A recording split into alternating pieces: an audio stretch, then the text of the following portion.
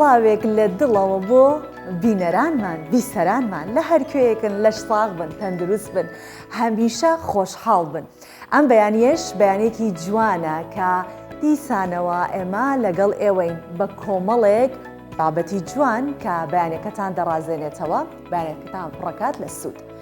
با لەوە دەست پێ بکەم کە لە شاری سلێمانی پێشەنگایەکی تایبەت بەکاری دەستی وە بەرهەمە کولتوریەکانی کرایەوە وەک ڕێخەرانی پێشەنگاکە ئەڵێن ئامانجیان هاندانی ژنانە بۆ ئەوەی کە ئەو کارە دەستیانە بکەن کە پیاوانێکن. با سپۆنسەری میدیایی کوردستان 24 یەکەمین فستیڤاڵی وەرزشی نایکۆل لە هەولێر بەڕێوە ئەچێت و چەندین وەرزشەوانی بیانیش بەشداری فستیڤاڵەکە ئەکەن لەگەڵمان بن و وەرزشەوانانی خۆشەویست ئەم بەیانێ بۆی بزانن کە ئەو فستیڤاڵە چییە.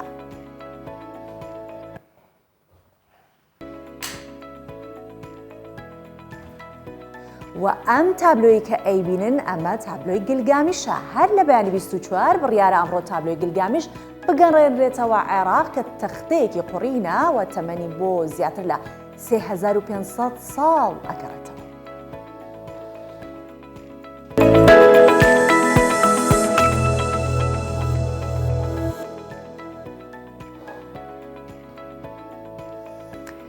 هونەردۆستانی خۆشەویست بە تایبەتی ئەوانەی کە لە بواری شعر و ئەدەبە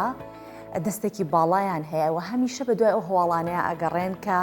ئەدەبی کوردی زیاتر بەرەو پێشەوە ئەبات. ئەمەوەتان پێ بڵم کە لە شاری سلێمانی ئێوارە کوڕێکی شعر خوێندنەوە سازکرا. تایە دەیان شاعیر بەرهەمە شعرەکانیان خوێندەوە. بەشێک لە شاعیرەکان ئەڵێن کە چی؟ ئەڵێن شعر نووسین پانتایەکی فراوانی لە نێو ئەدەبیاتی کوردی گرتوتەوە. ژنانی شاعریش لەم ڕووەوە ڕۆڵێکی بەرچاویان هەیە و لە چەندین دەی ڕابردوو دەیان ژنی شاعر لە ڕێگەی نووسینی شعرەوە هەستەکانیان دەربڕیوە.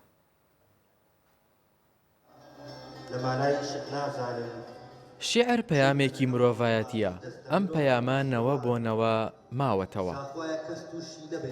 ئەدەبیاتی کوردیش بەشێکی زێڕینی مێژووی شێعر نووسینی بەردەکەوێت. لە شاری سلێمانی کۆڕێکی شێعر خوێندنەوە بۆ ژمارەیەک شاعیر ڕێکخرا و ئێوارەیەکی هونەری و ڕازاوەیان نەخشاند. شێعر پەیوەستە بە ناخی ئەو کەسەوە کە شێعر دەنووسێت.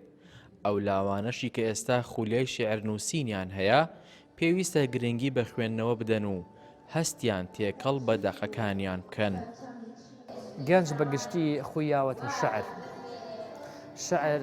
ئەتوانێت لە ڕێگەی شەعرەوە ئازارەکانی ژانەرەکانی خۆی دەربڕێت و تەکنەلۆژیاش جەنگێکی زۆر گەوری کردووە لەم بوارە. ئەویش لە ڕێگەی بەتایبەتی فەیسبوک یان هەر تۆڕێکی تری کۆمەڵایەتی ئەتوانێت پەیامەکەی بگەێنێتە ناو کۆمەلگا. ئیتر ئەوە کۆمەلگایە، ئەوە خوێنەرە، ئەوە بینەرە بڕیار لەسەر ئەم شعرایە تا چەندێک ئەم شعرانە دەقەکانیان زیندون ئەمێننەوە لە ناو کۆمەلگا و ئەدەبیاتی کوردی سوودی لێبینێ و کتێبەکانیان دەچێتە ناو کتێبخانەی کوردیەوە بۆ پاشە ڕۆژ. شێعر لای ئافرەت گرنگی خۆی هەیە و وەکو خۆدۆزینەوە لە خەم و ئازارەکانی لی دەڕوانێت. ئەو هەستەشە کە دەتوانێت هەرچی لە ناودڵی دابوو لە ڕێگەی شێعرەوە دەری ببڕێت. زۆرن ئەو خەمانی کە ژن هەیەی، زۆرن ئەو ناسۆرانی کە ژن هەیەی ئەتوانێت بە دێڕە یاخود بە شعرێ یاخود بە کۆپلەیەک دەری بڕێ. ئێستا دنیای تەکنەلۆژیایە، دنیایەکە کە زۆر کەس شعری و ئەدەبیاتی فەرامۆش کردو، بەڵام ئێمە بەوەی کە زمانێکی پاراومانە بێ بە زمانێکی کوردی پەتی خۆمان ئەتوانین ئازارەکانی ژن دەرخەین و بیگەین بە بەرامبەر. شعری کوردی بەدەرنیە لە کێشە و گرفت. شاعیران نەبوونی زمانێکی ستاندارد بە گەورەترین کۆسب دەبینن بۆ بەرەو پێشنەچوونی زیاتری شعری کوردی. هاوژین جەمال، کوردستان 24 سلێمانی. ژنان تەنیا ئەوە نییە کە لە ڕێی شعرەوە هەستەکانیان دەرببڕن، بەڵکو ئەوان توانەکانی خۆشیان بە شێوازی جۆرا و جۆر دەربڕیوە و نیشانداوە. لە شاری سلێمانی پێشەنگایەکی تایبەت بە کاری دەستی و بەرهەمە کولتوریەکان کرایەوە کە پێشەنگاکە بە ناوی پرۆژەی جیهانی بۆ کولتوری پیشەسازی لەلایەن ڕێکخراوی کولتوری بۆ گەشەپێدان بە هاوکاری پەیمانگای گۆتێ ئاڵمانی سازکراوە. وەک ڕێکخرانی پرۆژەکەش ئەڵێن ئامانجیان گرنگیدانە بە کولتور و هاندانی ژنان بۆ ئەوەی کە ئەو کارە دەستیانە بکەن کە ڕەنگە تەنیا لەلایەن پیاوانەوە تا ئێستا کرابێت وەک پێشەی زێڕەنگەری یاخود دروستکردنی کەلوپەلی جوانکاری. ئەم پرۆژەیە بۆ ماوەیەک بەردەوام ئەبێت کە چەند خولێکی فێرکاری و هونەریشی لە خۆی گرتووە بۆی بزانین با ماوەی چەندێک بەردەوام بێت و پرسیاری دیکەشمانە بێت میوانی تایبەت بەمەمان هەیە جا لەگەڵمان بن ئەو کاتەزانن کە ئەم پرۆژێ چی لە خۆ دەگرێت چەند کەس بەشداریشی تیا کردووە. نمایشی ئەو بەرهەمانان کە تایبەتن بەکاری دەستی و بابەتە کولتوریەکان بە تایبەت لە دروستکردنی زۆرێک لەو خشتڵانەی کە کۆن و کوردەوارین. سەرجەم کارەکانیش لە دیزاین و هەڵکۆڵین و ڕووپۆشکردنیان بەدەست ئەنجام درراوە. سەرەتا ئێمە هیچمان نازانی لە سفرەوە دەستمان پێکرد تەنانە نەمانەزانی چۆن خاشەکەش بگرین تاوای لێ هاوردە و دێمە هەفتەیەک زیارە سپێری ئەوە بووین ئیشەکانمان چۆن کرد وردە و دەکەی دەستمان پێکرد ئەنجا هاتین بە مس شتەکانمان کرد بە تەل ئیشەکانمان کرد دوای ئەوە وردە و ئەنجا هاتین فێری ئەو شتانە بووین کە ئێوە بەڕێستان شتەکانتان بینی و ئەزارن چۆرە ئەم بسیلەی دەستیشم هەر زیاتر یەکێکە لە کارەکان کە خۆم کردومە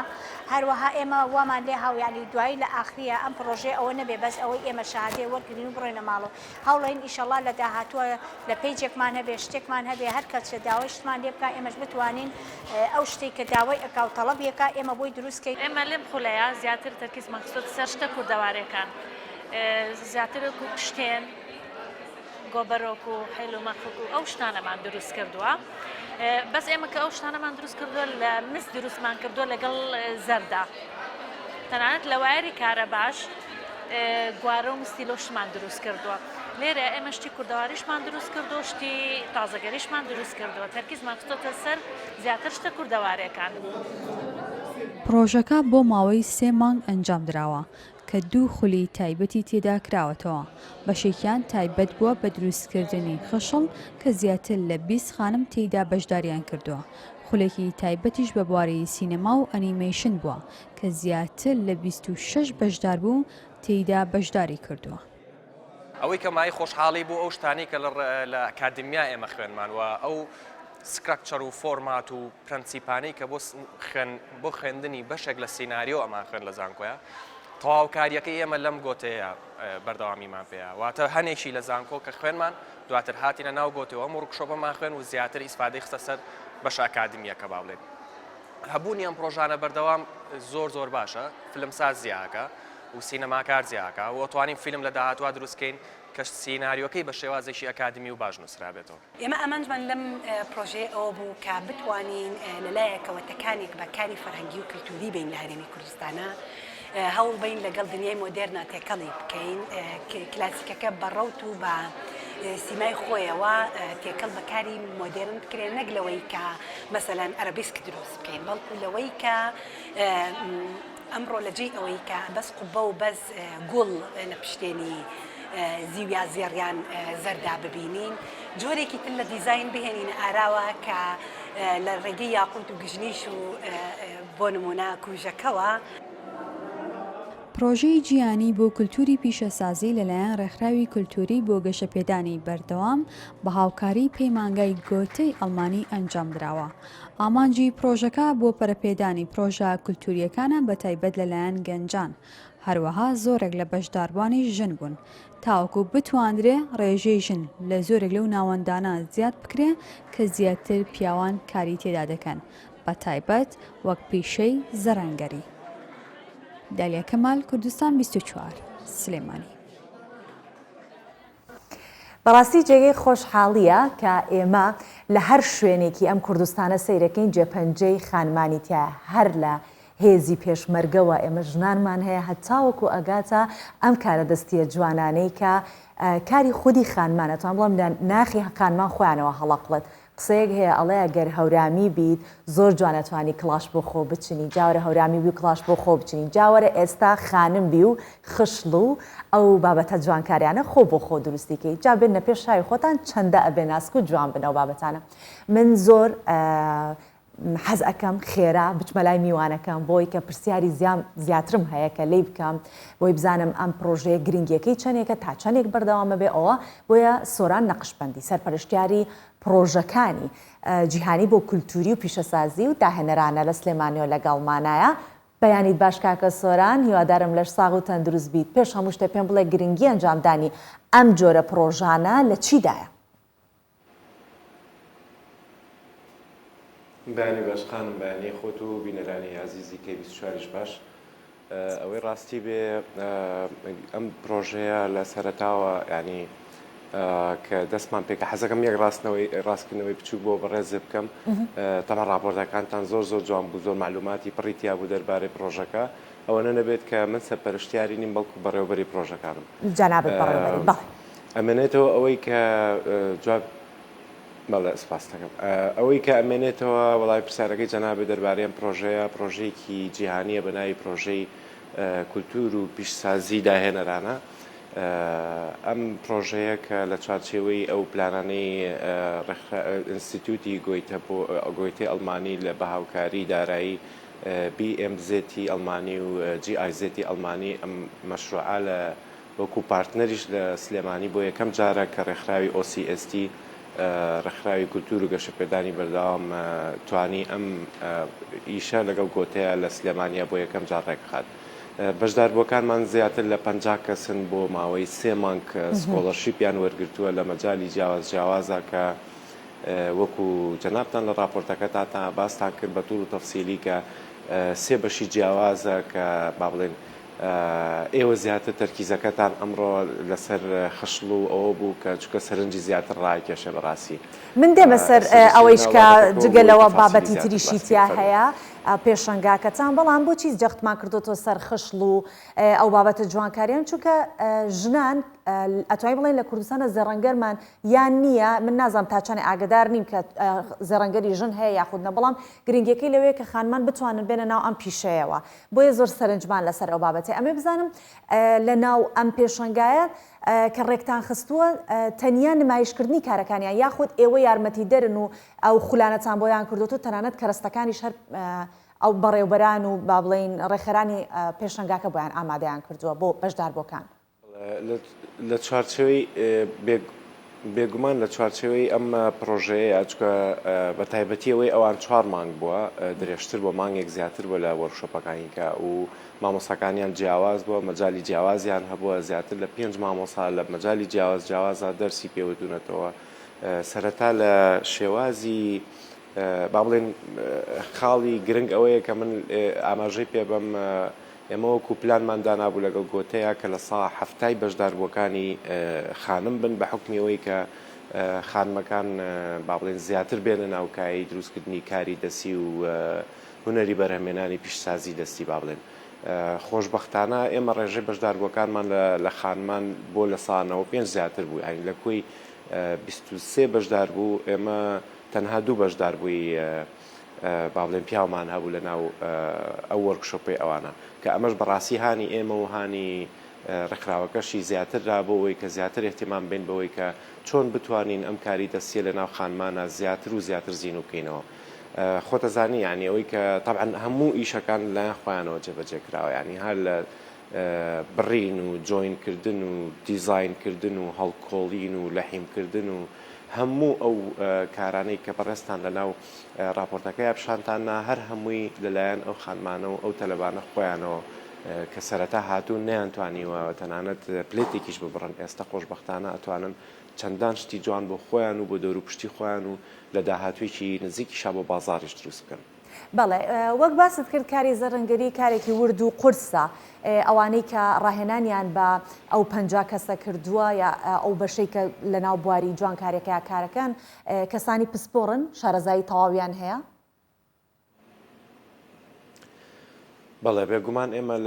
لە ئاستی لۆکەڵیە با بڵێن لە ناو خۆیە مامۆستا کاروانمان هەبوو کە بەڕێزیان زیاتر لە 12-13 ساڵە بەسکاری دروستکردنی خشڵ و ئەوانەکە لە ناو بازاڕە. مامۆستای ترمان هەبووە لە وڵاتی ئێرانەوە لە شاری تەبرێزەوە قاتوو ئەسپەری حوسێنی کە بۆ ماوەی 1 مانگ لەگەڵیانە بووە و تەفاسیل و دیتیلی نەک بەستەنها هەفوو دروستکردنی یا بڕینی پلێتەکان و با بڵێن ئیشەکان بووە، بەڵکو تەفاسیلی وردەکاری وەکو مەسەلەن هەڵکۆڵینی نازوکاری پێڵێن خۆیان لەسەر نەخش و ئەوانە لەسەر پلێتەکان و لەسەر ئیشەکانی کە با بڵێن دیزاینیەکەن و دروستیەکەن. دوای ئەوانیش دوو مامۆستایی لە ڕاستیا سێ مامۆستای تریان هەبووە هەر یەکیان لە مەجای جیاوازە لەوانە مامۆستایەک بۆ مەسەڵەن دوای ئەوەی کە ئەم خانمانە 3 مانگ بۆ 4 مانگی دەورەی زۆر مکەسەفیان تێپەڕان بۆ فێربوون ئەیانەوێت بچنە ناو بازاڕی کارکردنەوە ئێمە بۆ ئەم بەستە هەستاوین بە دابینکردنی مامۆستای تایبەت لە بواری هەڵسەنگاندنی بازاڕ و ڕێخستنی هەلی کارکردن لە ناو بازاڕە کە لەلایەن خەڵکی زۆر تایبەتەوە ئەم خولە وتراوەتەوە دواتر ئێمە بیرمان لەوە کردوتەوە کە ئەم کەسانە ئەم خانمانە لەوە چێ بە حکمی مەشغوڵیان و ئیشەکانیان نەتوانن یەکسەر بشنە ناو بازار بۆ کارکردن بەڵکو بیانەوێت لە سوۆشیال میدیایە پرۆمۆتی کارەکانی خۆیان بکەن بۆ ئەومە بەسەر ژێمە باشترین مامۆستای سوۆشیال میدیامان بۆ دابین کردوون کە چۆن بتوانن ئیشەکانیان ڕسم بگرن بیخەنە بازاڕی دیجیتال میدیاوە بەو شێوەیە یعنی ئیشەکان بەپی پلان و ڕێکخراوە کە چۆن لەم 4 مانگەیە هەر خانمێک سەر بەخۆ بۆ خۆی بتوانێت بە خاوەنی کاری خۆی زۆر باشە کاک سۆران ئێوە لە دوای 4 مانگەکە ئیتر لەگەڵ ئەو فێرخوازانە بەردەوام ئەبن یاخود نا هەر دیسانەوە خولی تریان بۆکەن و تا ئەوەنەی بەتەواتی کارەکانیان کوالەتێکی باشیە بێت کە ئیتر زڕەنگەرێک بتوانێت پشتی پێ بەستێ و لەلای ئەو کار بکات و هەلی کاری بۆ بڕەخسێنرێت وەکو کاری هاوبەشی بینی ڕێکخراوی OCSD لەگەڵ گۆتەی ئەڵمانیا بەڕاستی لە دوێنەیە تەواوە بێ ینی دوێنێک کە با بڵێن کۆتایی مناسبەی کۆتایی و بەخشینی شاهدەکان بوو پێیان بەڕاستی لەوێ کاری هەردوو لایەن کۆتاییەت بەڵام ئێمە وەکو خۆمان وەکو ینی ئەو کەسانی کە لە ناو ڕێکخراوەکانە کارەکەین وعدی ئەومان بە بەشداربووەکان ناوە کە ئەوەنەی بتوانین و ڕێگەمان هەبێ ئێمە بەشدا هاوکارە بین لەگەڵیانە بۆ دەستخستنی زیاتری هەلی کار بۆیان بۆ نمونە ئێمە ینی ئەگەر بتوانین بۆ نمونە ئەگەر فاکتریەک شوێنێک کە وەکو مەعمەلێک بۆ ئەو خانمانە دابین بکەین لە ڕێگەی کەسێکەوە لە ڕێگەی ڕێکخراوێکەوە لە ڕێگەی شوێنێکەوە دام و دەستگایەکەوە ئەمە ئاکاتە ئەوەی کە ئێمە بۆ نمونە لە مەرحلەی یەکەما بتوانین 25 کەسمان هەبێ کە بەردەوام کاری دەستی دروستکەن و بازار پڕکەن لە کاری دەستی کوردەواری خۆمان زۆر باشە ئێوە چاوەڕوانتانە کرد لەم پێشەنگایە چون دوو بەشی تا بەشێکی هوەری تایەوەکو دروستکردنی ئەنیمەیشن و بەشەکەی تریشی خشڵ و جوانکاری چاوەڕوانتانە کرد لە بەشی هوەرێکی خانمێکی زۆر بە و پێی کە ئێستا لە ناو میدیا کارێکی زۆر هەیە لەو بوارەوە دروستکردنی فیلمەوانە ئەمێ بزانم چاوەڕوانکردنەکەی ئێوە لە جێی خۆی بوو ئەوەی کە پێشبینیتان کردبوو لە بەشی خشڵ و ئەوانە زیاتر بوو یان لە بەشی هوەرەکەی با کەمێکیش باس لە بەشی هوەرەکەی بکەین وڵا خۆشببختانە بۆ هەردوو مەجالەکە بەو شێوەیە بوو بەڵام وەکو ئەرزم کردی کە لە سا هەفتاکەمان دانابوو بۆ بەشداربووانی خشلەکە بە حکمی ئەوەی کە بمانەوێت زیاتر هانی خانمان بین بۆ هاتنەنا ئەو بازاڕی کاری دەستیەوە بەڵام خۆشببختانە لە هەردوو وەرکشۆپەکەی تریش کە یەکێکیان سیناریۆ نووسین بوو بۆ ماوەی 3 مانگ دەورەیەکی مکەسەفیان بینیوە کە چۆن لە سەرەتاییەکانی دەستپێکردنی نووسینی سیناریۆ تاکو مەرحەلەکانی کۆتایی بە جۆرێک کە بتوانین چیرۆکەکانمان پڕماناتر و پڕبەهاتر و پڕواتاتر بێ لە داهاتوە ئەوانیش بە هەمان شێوە خۆشببختانە لە سا 6 بژداربووەکانیان ئەستان تۆپ 5ەکانیان ینی ئەوانەی کە باشترین 5 کەسی یەکە من لە هەردوو خولەکەیە دیسانەوە زۆربەی زۆری خانمەکانن کە ئێستا بەڕاستی لە لای ئێمە لەم شوێنانەی کە ئێمە ئەو جۆرە ئیشانە ئەکەین تقریبن لە سەرەتاوە ینی هەوڵێن ڕێژە و ڕێژەکاری لە ڕووی جەندەر باڵانسەوە دەستنیشان بکەین بەڵام خۆشببختانە توانای خانمان وای لێ هاتووە کە ئێستا خۆشببختانە ئەوەی منەی بینم پێویست بۆ ڕێژەکاریەش ناکات زۆر جاریش لە پیاوان زیاتر بەشداریەکەن لە کارە هونەریەکانە زۆر باشە بۆ وانی کە لە بەشە هوەرەکەتان بەشدار بوونە چۆن ئەتوانن هەلی کار بڕەخسەن یعنی ئەتوانین لە مەودا بینەری فیلم کارتۆنی کوردی بین ئەویش بە هزری خانمێک کە سیناریۆکەی نووسیوتەوە بە هەمان شێش بە کاری دەستی خانمێک کە کاری لە دروستکردنی ئەنیمەیشنەکەی کردبێ بێگومان وڵا ئەوە چاوەڕوانەکەی ئێمەشە بەڕاستی چکە ئێمە هەر بەوەی بە تۆزێک وردەکارتر زیاتر دەربارەی هەردوو خولەکە قسە بکەین با بڵێن خولی ئەنیمەیشن کە زیاتر لە 13 کەسن لەم ماوەی ئەم 3 مانگەیە فێری ئەوە کرێن کە چۆن بتوانن لە سەرەتاوە با بڵێن هەم کارکتەر دروستکەن هەم باگراوندی کارکتەرەکە دروستکەن و چۆن ڕووناکی بنێ چۆن جوڵەی بنێ چۆن ئەنیمەیتی بکەن هەموو ئەم مەرحلانە فێربوون کە ئێستا بە خۆشحاڵیەوە خەریکی کارێکن کە لە داهاتوویکی نزیکە پیشانی بەڕێستان و بینەرانی شێین و هەروەها نێرێت بۆ فستیڤالەکانیش لە ڕێگەی هاوڕێیانی ئەوانەی کە با بڵێن لە خولی سکریپڕایتینن یا سیناریۆ نووسینن ئەوان توانیان کە سیناریۆیەک بەرهەم بێنن کە باز لە تۆلەرەنس و پێکەوە ژیانی با بڵێن جەندەر باڵانسەکە بە هەمان شێوە کە چۆن خانمان ئەتوانن کاریگەری تەواویان هەبێت لەسەر ڕێخستنی ژیانی مرۆڤ لەسەر ڕووی زەوی فیلمێکیان نووسیوە سیناریۆیەکیان نووسیوە بۆ ئەنیمەیشن برادەرانی ئەنیمەیشنیش و کەسانەی کە با بڵێن لە ناو خولی ئەنیمەیشنەکەیان توانیویانە بە هەر هەمویانەوە ئەم فیلمە بەرهەم بێن و هەر یەکەی چمکێکی ئیشەکە بگرێت و ئێستا خۆشببختانە لە مەرحەلەکانی کۆتایی فیلمی ئەنیمەیشنەکەیە کە بەداخەو زمانی تیانی ینی تا ئەوەی بڵێن کوردی بە کوردینەوە بەس دیارە ئیشەکە ئیشێکی خۆماڵیە و لۆکەڵیە و بۆ قەزیەکی لۆکەڵی کراوە و یاخود قەزیەکی ئینسانی کراوە ئەمە نیشانەی ئەوەیە کە ئێمە لە مەرحەلەی یەکەما بتوانین فیلمێکی ئەنیمەیشن دروستکەین بێگومان نەتوانین لە مەرحەلەی داهاتووە هەر لە ڕێگەی دەسوپەنجەی ئەو خانم و کوڕانەمانەوە بتوانین فیلمی کارتۆنی کوردیش ئینشاءڵڵا بینین. زۆر باشە کاکسۆران ئێستا ئەم بەیانی کە ئەوانەی بینەری من و تۆ بوون ڕەنگە نەیانزانی بێت خولێکی لەم شێوەیە هەیە ئێستا تەمەنای ئەوە بکەن کە جارێکی تر لەم خولا بەم شێوەیە هەبێت. ئەمێ بزانم هیچ مژدەیەکت پێەیە بۆ خانمانە یاخود ئەو بەشدار بوانەی کە نەهاتوورەتە ناو ئەو خولا پرۆژەی داهاتووتان چییە بە تەمای چی بکەن؟ بەڵێ ئێمە دوێنێ بێگومان دوێنێ لە کاتی تاوابوونی خولەکانە لە کاتی سەردانی هاوڕێیانمان لە ئینستیتوتی گۆتە یەکسەر باسی ئەومان کردووە کە چۆن پلانی ساڵی داهاتوو تۆکمەتر و باشتر بکەین چۆن وا بکەین خەڵکێکی زیاتر سوودوەر بگرێت چۆن وا بکەین کاتەکە بەڕاستی زیاتر بێ بۆ ئەوی سفادەی زیاتری لێ بکەن ئەمانە هەمووی مژدەی ئەوە گەیەنێ کە بەڵێ ئێمە لە ساڵی داهاتوو شابەردەوامە بین بە هەمان شێواز بەڵکو و گەورەتریش و باشتریش کە بتوانین زیاتر و زیاتر بەرهەمی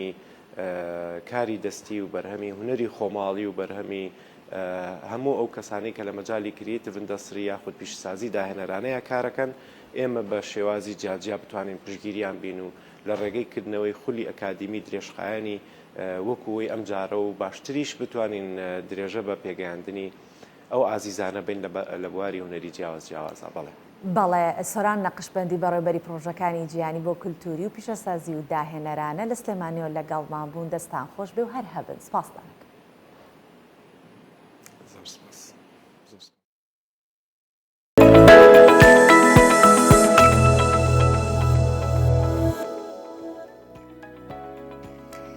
لە کوردستان بۆ هەر بوارێک دەتوانین بڵێین مەودایەک ڕەخسێنراوە بۆی کە هەر خەڵکێک کە دەتوانێت کارێک ئەنجام بدات ئەوە لەو مەوداوە لەو بوارەدا بتوانێت پەرە بەخۆی بدات جا بواری وەرزشیشێکەکە لەو بوارانەی کە پەرەیەکی باشی پێدراوە و گرنگێکی باشیشی پێدراوە. ئەمێ لێرە باسی ئەو بڕیارەتان بۆ بکەم کە لە ڕۆژی هەینی دیارە ماوەی 2 ڕۆژ فستیڤاڵی وەرزشی نایکۆ لە هەولێر بە سپۆنسەری میدیایی کوردستان 24 بەڕێوە ئەچێت کە ساڵی 2019 یەکەم وەشانی ئەم فستیڤاڵە بەڕێوە چوو. ئەم ساڵ دووهەمین وەشانی دەکرێت و چەندین یاریزانی نێودەوڵەتیش بەشداری فستیڤاڵەکە دەکەن. جا ئەم راپۆرتە ببینین ئەگەر ڕێمۆلاتان میوانمان هەیە بزانین ئەو فستیڤاڵە چ جۆرە فستیڤاڵێک.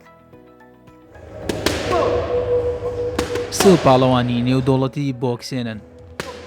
بە مەبەستی بەشداریکردن لە فستیڤاڵی نایکۆ هاتوونە تا هەولێر. دوو لەم بۆکسێنانە بە ڕەگەز ئەڵمانی و رووسین. ئەمە جگەلەوەی بۆکسێنەرێکی کوردیش کە دانیشتووی وڵاتی ئەڵمانیا و خەڵکی پارێزگای دهۆکە بۆ بەشداریکردن لە فستیڤاڵەکە گەیشتۆتە هەولێر. هاتنی ئەم بۆکسێنەرانە بۆ ئەم ساڵ لە نزیکەوە چاڵاکەکانی فستیڤاڵی نایکۆ ببینن و بۆ ئەوەی لە ساڵی داهاتوو پاڵۆنەتێکی نێودەوڵەتی بۆکسێن لە هەولێر ڕێک بخەن. هەموو شتەکان بەباشی دەبینم لێرە هاتوین بۆ ئەوەی لە داهاتوو کاری باش لە کوردستان بکەین پاڵەوانەکان بە فێستیڤاڵی نایکۆ ئاشنا دەکەین دڵخۆشم کە لێرەم هیوام وایە لە ساڵی داهاتوو پاڵەوانێتێکی بۆکسێن لە کوردستان ڕێک بخەین دڵخۆشم وەک یاریزانێکی بۆکسێن بانکێش کراوم بۆ ئەوەی لە نزیکەوە فستیواڵی نایکۆ ببینم من پێشتر بەشداریم لە چەندین پاڵەوانیەتی بۆکسێن کردووە هیوادارم لە داهاتوش لە هەولێر بەشداری لە پاڵەوانەتیەکی نێودەوڵەتی بکەم ئەس بۆکسانێ سەرناوی کوردستانت کەم ئەڵمانیا جیم من چار کەمەرێت وەرگرتن یا عالەمێ یا ئەلمانیا یا ئەوروپا یا بطۆڵە عالەمێ یەکە دیژە ئەلمانیا میاستاندی من هەفدە لەعبێت هەن هەر هەفدە برنە سەرناوی کوردستانی بۆکسانێت کەم ئەز مداربێخوا و ئەو ژێکە رووسیا ئەو ژی هەواڵێمە ئەو بۆ رووسایت کرد بۆ رووسای بۆکسانێت کرد فستیڤاڵی نایکۆ بڕیارە لە ڕۆژی هەینی دەست پێ بکات نزار غەزالی پاڵەوانی لێو دەوڵەتی لە جوانی یەکێکە لە ڕێخەرانی فستیڤاڵەکە باس لە دوایین ئامادەکاریەکان دەکات بۆ بەڕێوەچوونی فستیڤاڵی نایکۆ نیەتە کە پێک بە جارە بێتن دوی سەواڵە نایکۆ ئۆلمپیکا نێودەوڵەتیدا تایبەت قارەمانیەکە جیهانیا بۆکسێ بینەت هەولێرێدا ئامادە کاریەکان حتا نوکە یا دەست پێکردی طبعا ئەمێت قۆناغا ئەخیرێدا دوێ هەفتێدا ئەمێ کار بکەین نوکە دەست پێکردی یێ معرە سەربی لە دووەلی نوکە شۆل سەردکەن جهێ مەسرەحێ و جهێ پێشانگەهێ و جهێ خەڵکێکی کە شێوازێکی سەروبەر خەڵکێک بێت بینەتەن سەریعترین ئافرەت لەسترین ئافرەت هەتانەکە ئافرەت گەلێک تێن ناوێت خۆیت نوێساین حەستکەن دوێ قارەمانیەدا بەشدار بن ڕێژەکە زۆرە یا ئافرەتە و هەروەسا پێسرین پیاو ئەوژی گەلێک یاریزانێت هاتین یاریان جدا جدا یێت هاتین هێزە خود دیارکەن چکەش بەر ئەvە دیەکەم جارەوێتەکردن وی شێوازی و خەلات جێ تێدا خەلاتێت مادی وەکی هاریکاریەکەش لای ڕێکخراوەمە کوردستان ئۆلمپیک بە ئولگەل هەندێ بتۆڵەکە مەزنە ئMPCیوی پرۆلی کە دنیاخر چاوەڕێ vê بتۆلەیەش بەرک و بتۆڵەکەش مەرحەلا ئەمە تورچنات مەرحەلا ئاعترافیە باوەڕ پێکرالی دنیاە فستیڤاڵی نایکۆ لەلایەن ڕێکخراوی ئۆلۆمپیک کوردستان بەڕێوە دەچێت بڕیارە چەندین ساڵاکی جۆرا و جۆر لە خۆ بگرێت جا وەرزش دۆستانی خۆشەویست هەم بەیانیە لەگەڵم بن چونکە میوانی تایبەتمان سەبارەت بە ئەم فستیڤاڵە لەگەڵەکە سیپان عادل ڕێخەری فستیڤاڵی نایکۆ لە ستۆدیۆ میوانی منە بەخێر هاتی سەرچاوان کاک سیپان با پێش هەموو شتە بزانین نایکۆ چییە؟ نایکۆ فستیڤالێکە وەرزشیە یا ئینتەرناشنالە ساڵانە دەهێتە ئەنجامدان لە کوردستانێ کو ئەv فستیڤالە چەندین چالاکیên وەرزشی بخۆڤەتگیریت جوانە بطولات انترناشنالن ويت نافخوينا وهندك نوعد بطولاجينا كو فستيفالا نايكو ريكت ياخيتو انجام داد بو بيش بتشونا سكراري ورزش الهريما كردستان بقشتي والعراقي زور باشا رخصتني ام جورا فستيفالنا لكردستان استما سخته ياخذ كاراساني تام بكراوا كاراساني زور من بكراوا طبعا بهم هنجي لقال لجنة أولمبيا هريما كردستان دقال ريفابريا قشتيا ورزشة هريما كردستان بهم هنجي دقال وانا جناب پارێزگار ئەوە هەمی هاریکارن گەلمە طبعا حتا ئەم بشین وان نەوع چالاکی ڕێک بخین هەماهەنگیەکە باش هەیە هاریکارن هەر لایک گەلمە و ئەم بشین کارێکی باش ئەنجام بدەین باش ئێوە لە 2019 جارێکی تر فستیڤالتان ئەنجام داوەتەوە ئەم ساڵیش ئەنجامدان بێگومان ئەو لەبەر ئەو دوو ساڵە بەهۆی کۆرۆنا و قەدەغێ هات و چۆوان ئەمێ بزانم ئەم ساڵ زۆر بە پڕتر ئەنجامیە دەنیا لە 2019 ئەگەر ڕێژەی بەشدار بوون یاخود ئامادەکاریەکان کامیان باشتر بووە بەێ 2010 بوو دماهیکە 2010 بوو بطولة MPC IFBB بو ايكام جار الهريما كردستان العراقي انجام دا كو او جاره وكيد بجن وكيد جاره تيست بو ما انجام دا بشي وكيد شوازه که سرکفتی هات انجام دان چندین یاریزان جهانی و اینا بون بجدار بون ادوه بطوله دا پشتی ظروف کرونا هاتو و همی تشتاتنا را گرتن اف ساله بطوله ما بو مهرجانکا شو بطوله هم چوینه مهرجانکا یعنی فیستیوالکا ورزشی دیگه انجام دان اوه فیستیواله نه بس لجوانی تدایه قهرمانی لجوانیه و فیستیواله ما حول ده افساله تشتن دژیت ورزشی تدا من چونکی رخرا ما رخرا که ورزشیه هم حول ده این همی چالاکین ورزشی انجام بدین جبلی لجوانیه ما لش سفکترین آفرتی هایی که او بطوله که تایبت آفرتا و سر سريعية يعني سفيكية غاردانة وما بهسترين بيوجيا هي يعني دو بطولة جداجي هرنا ام فستيفال هرنا فستيفال دهنا انجام دام بله زور باش بابزانم جماري بشدار بوان چند کسا چنێکی لە ناوخۆی کوردستانە و چنێکی لە عێراق لەگەڵتانە بەشدار و لە دەرەوە ئایا هەیە ژمارەی خانمەکانم پێ بڵێ بەگشتی پێیسم بە ژمارەکانە ویزە بەگشتی هەتا نوکە یعنی ئەم نێوە دیارە چونکە ڕۆژ بۆ ڕۆژێ زێدەت بیت ژمارە بەشدار بووە واتە تا ڕۆژی هێنی ئێوە هەر خەڵک بەردەوامە لەگەڵ هەتا ڕۆژی پێنجشەمبی ڕێجستریشن یاڤەکریە ناونووسین و خەڵکتێن پێشبینیەکان چەندێک خەڵک هەتا نوکەمە نێزیکی چل ئافرەتە هەنە بەشدار بوو بۆ ئێک بۆتۆڵە قهرمانی لجوانی من نزدیک هفته هشته بەشدار بووە هەنە و بەرەف زێدە بوونێ چیت ئەم نزانین لەوانەیە بگەیتە 150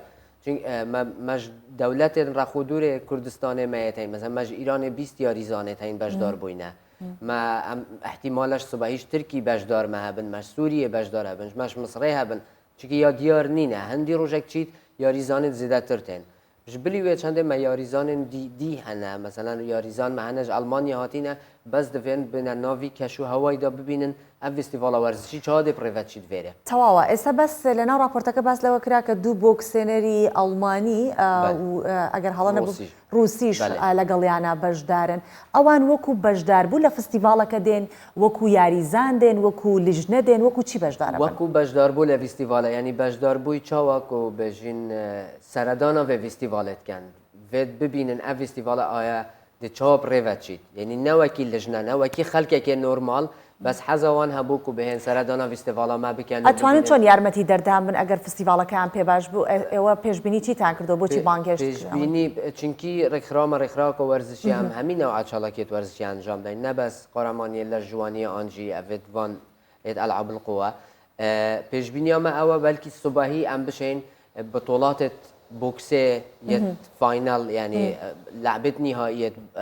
بوكسي بيني نافيري أفان ياريزانا جيا فياي ببينن في صاحب ببينن في جهي ببينن هوليري ببينن كردستان ببينن كاتشاندشين ريكي خوش كان و اف پیوندیت چه بیت نابینامه و ولاتین دی ام بیانی دا کو ام بشین قهرمانی ورزشی زیاتر بکەین هەرێما کوردستانی ئەمجام دایم تایبەت هەولێرە زۆر باشە کاکسیپان وتت ئەوانەی کە بەشدارە بن خانمان ژمارەیان لە 40 کەس زیاتر و ڕەنگیش زۆر زیاتریش بێت تاڕۆژی هێنی دەی پێش بتوڵەکە دەبێت هەڵسەنگاندنێک هەبێت چۆن کەسەکە ناونووسی خۆی کات یەکسەر دەتوانێت بەشدار بێ یاخود نا تێستێک ئەکرێت ما تشكري ما في اي بطولين فاستست وومن يعني سريعترين افراد ما موضوع فيتشيا هر افراتك شرطنينا ورزش كار بي شرطنينا ورزش وان بي بس بهت شيت نافخو تسجيل كات وتشيت باشدار بيت بس يعني هندك خاليا هين دفل دف كسي هابن شلاي بنیا یعنی شلای جسمی و ریکوپیکی جسمی و ادا بشد غار بدد سروی جهازی حتی بشد ریکورد غاردان بینید افتشتنه مثلا سترونگست من جی قهرمانی سترونگست من یعنی بهترین پیاو اف قهرمانی شرط نینه تو الا ورزش وام بی تو هر وقت ورزش بردامی کر بید حتی تو بشی بی بشدار بی تو تشی بی بشدار بی خوب جر بینی مدوید بهترین پیاو در کویت شناف وان پیاوێن بەشدار بن وێ بتۆڵێدا زۆر تەواوە ئێمە دەزانین کە لە فستیڤالەکانی نایکۆ ئەبێ پرۆکارتە بێ یاخود ئەو خەڵاتانەی کە دێ پرۆکارتی تیا بابزین ئەم فستیڤالە پرۆکارتی تایە ئەوەی کە براوە ئەبێت خەڵاتەکەی چییە؟ بەێ ماێ فەر ینی ویتشتی بێژین کو بوو ئێکەم جارە العێراقی و کوردستانê پرۆکارت بو قهرمانی لجوانی تتویره پروکارت چیه اف پروکارت چونکی ما بری 2 سالا اف قهرمانی انجام دال لهولێرێ ما حق هبو فجاره ام سه پروکارت آورگیرین سه پروکارت اف پروکارت یعنی فرصت هلکا زیرینه بو همی یاریزان لجوانیه کو بجداریت فيستيفالا نايكو دا بكن دا بشين في كارت بدسخوفا بينن اف كارتا ريكا يعني ريكا دتبرف مصر اولمبيا بات يعني اف كارتا دتبتا بطولات محترفيه انترناشونال دتش اش وكيد بيجين افت خوفيركر مثلا انسان كاركي دست بكت خوفير كت شنيكا تو بتشي مرحله كي درباس كي قناغه كي درباس كي تو دي بيا محترف يعني تو دي بيا پیشوچوی افکارتا وی حقیق دتا یاریزان لجوانیه کو پیشو بچید برف قهرمانی جهانی ریکا خوب بگیرید و بچید بجداری قهرمانی جهانی داب کرد بۆ ئەوەی کە ببی بە خاوەنی پرۆکارت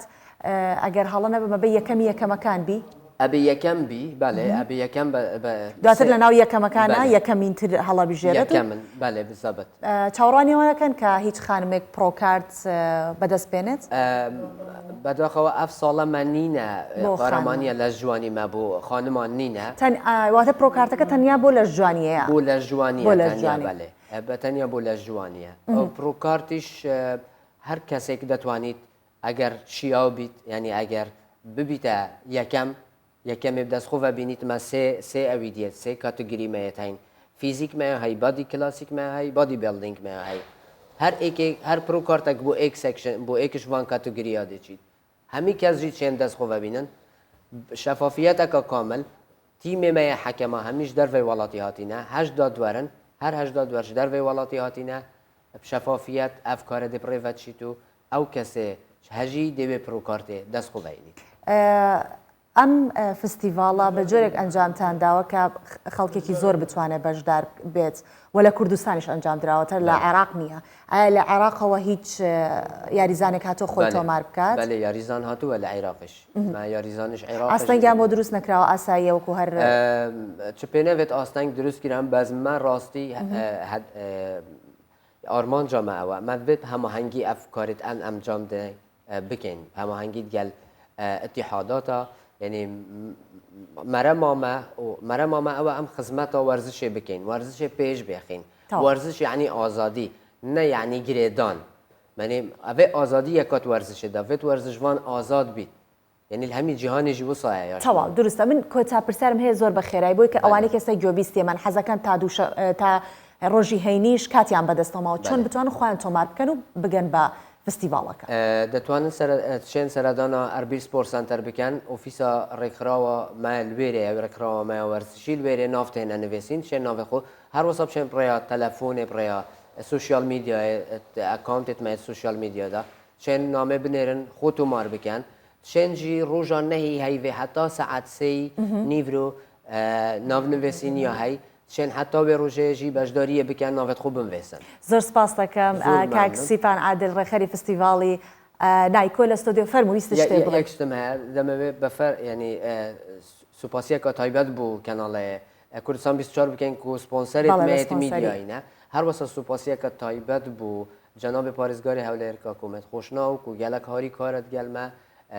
ئاسانکاری بوو مەکردینەش هەمیلەوە هەروەسا دکتور آلان لجنه أولمبیا هرما کردستان سپاسیا جنابی وید کین هر وسط دکتور شاکر سمو زور سپاسیا وید کین ریوبری گشتی ورزش ریوبری گشتی ورزش بله با هیوایی که برهمی امان دوبونتان بچنەوە بە جوانترین فستیڤال بتوانن ئەم ساڵش بەڕێ بکەن بۆ ساڵەکانی دیکە زۆر سپاس دەکەم لەگەڵمان بوویت سپاسی هەمی هەفکارت خۆشیت کەین ئەوێت گەلمە کارکردی گەلک وەستیاینە نە دیارم بە زۆر سپاس بە زۆر سپاس بەخێر هاتیەوە دووبارە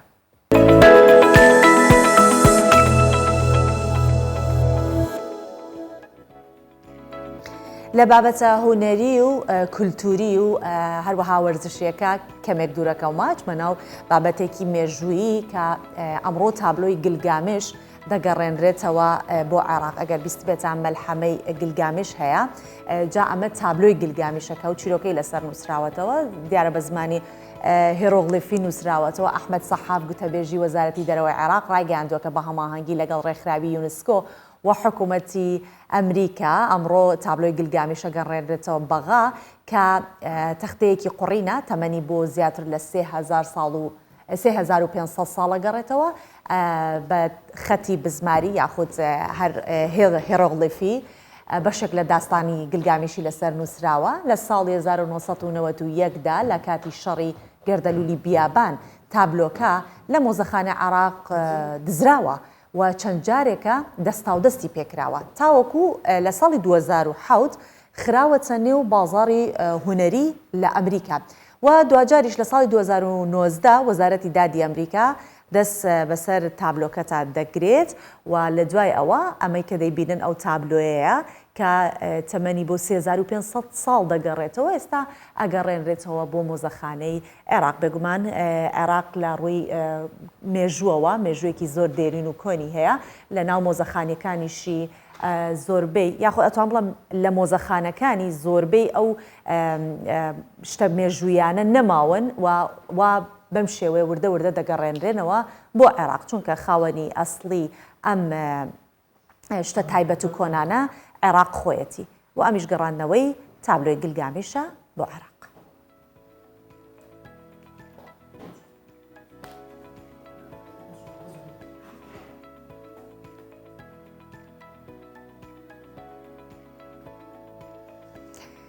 بێگومان بینینی چیرۆکێک وەکو فیلمێک زۆر خۆشە بەڵام هەندێک جار کە خودی خۆت خوێنەریت ئەوە دوو هێندە چێژ بەخشترە. لە دهۆک ئێوارەیەکی ئەدەبی بۆ دوو ڕۆمانوسی گەنج بەڕێوەچووە بۆی کە پەرە بدرێت بەو بوارەش کە ئەوانەی کە خولیای ڕۆمانن بتوانن سوود وەربگرن. هەر یەک لە ئومێد سەگڤان لە زاخۆ و سێڤدا کاپلان لە باکووری کوردستان دوو ڕۆمانیان بڵاو کردەوە بابزانینە و دوو ڕۆمانە چین لای خەڵکی چۆن پێشوازیان لێکراوە.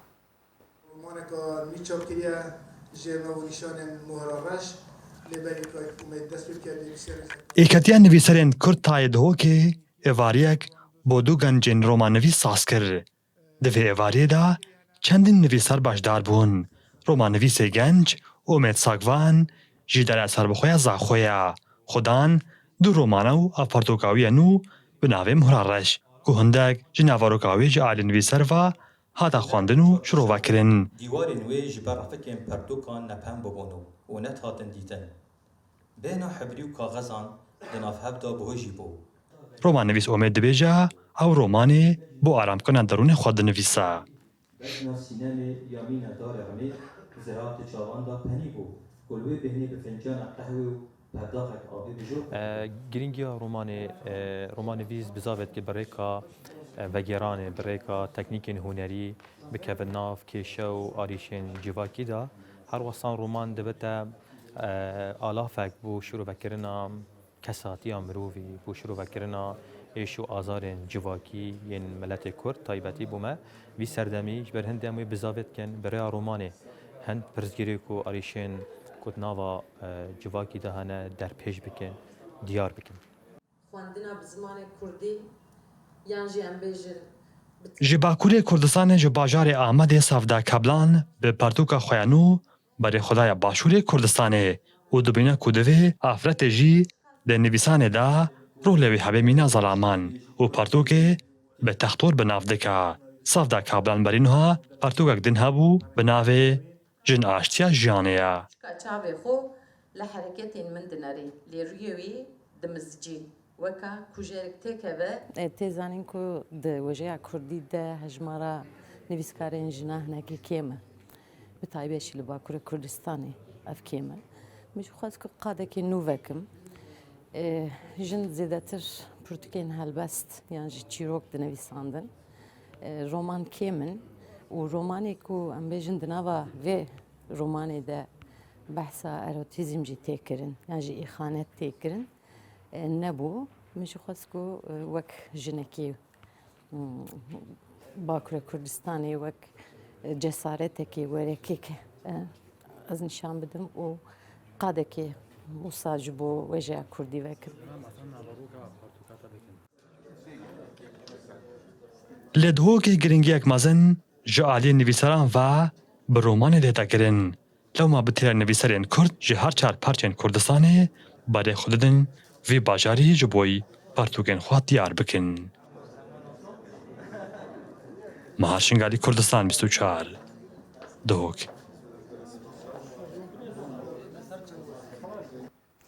پێتان چۆنە ئەم بەیانە سەرێکیش لە هەڵەبجە بین لەڕێی ئەم راپۆرتەی کە ئێستا باستان بووەکەم. با بچینە هەڵەبجە بزانین کە لە هەڵەبجە لاوانی بەهرەمەند ڕێز لە ماندووبوون و کارەکانیان نەگیرە. پێشەنگایەکی تایبەت بە توانە و بەهرەکانیان لە هەڵەبجە کراوەتەوە. لە پێشەنگاکە ژمارەیەکی بەرچاو لە کوڕان و کچانی بەهرەمەند بەشدار بوون. توانیوانە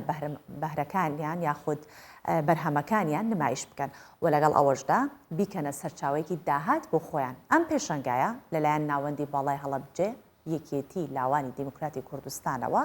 سازدراوە با پێکەوە بینەری بین. چەندین کاری جیاوازە هەر گەنجێک و بە بەهرە و توانایەکی خۆی بەشداری کردووە. تافان سەرقاڵی چنین و دروستکردنی کڵاو و ملپێچ و چاکەت و زۆر بابەتی دیکەیە. ئەو بابەتانەشی کە تەواوی کردوون لێرە نمایشیان دەکات بۆ فرۆشتن. سەرەتا من لە ماڵەوە کارەکان مەکەم و کارەکانی من هەموو جۆرێکی چنینی تایە، بواری زەنگیانە و پولەکە و شلیلە و ئەمانەیە و زۆر پێشانگەش بەشداریم کردو، بەڵام ئەم جاریان جیاوازتر لە پێشانگاکانی تر تەنیا بە کاری شلیلە بەشداریم کرد و هەر لە ماڵەوە کارەکەم و بە ئۆنلاین ئەینێرم بۆ شارەکانی تر و داواکاریشی زۆر باشە. گەنجان لە هەردوو ڕەگەز بەشداریان لە پێشەنگەکەدا کردووە. بەوتەی خۆیان لە ڕێگای ئەم پێشەنگایانەوە زیاتر برەو بەکارەکانیان دەدەن و باشتر دەناسرێن تا بتوانن داهاتێک بەدەست بخەن. من زۆربەی ئیشەکانم پێڵن ئەکریلیک پەورینگ و ئەکریلیک ئەبسترات. ئەمەیان پێڵن ئەکریلیک ئەبسترات و ڕۆی پشتشم ئەکریلیک پەورینگە و ئەمەش ئەکریلیک ئەبستراتە. وێنەکان هەمووی باسی تعبیرات و ئەو شتانێن نەکوێنی سروشت و ئەو شتانە پێ هەموو تعبیری. ئەم پێشەنگیانە بکرێنەوە باشترە بۆ ئێمە تاکو و بەهرەکانمان دەربخەین و تاکو و شتەکانمان بفرۆشین. پێشەنگاکە هەموو جۆرە کارێک لە خۆ دەگرێت.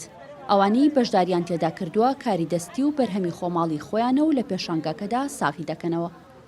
ئێمە وەکو یەکێتی لاوانی دیموکراتی کوردستان ناوەندی باڵای هەڵەبجە ئەستاوین بەکردنەوەی پێشەنگایەک بۆ کاری دەستی ئەو کوڕ و کچانەی پارێزگای هەڵەبجە کە خاوەنی بیرۆکەی و داهێنانێکن و مەبەستمان لە ئەم چالاکیە خستنە ڕووی کار و بەرهەمی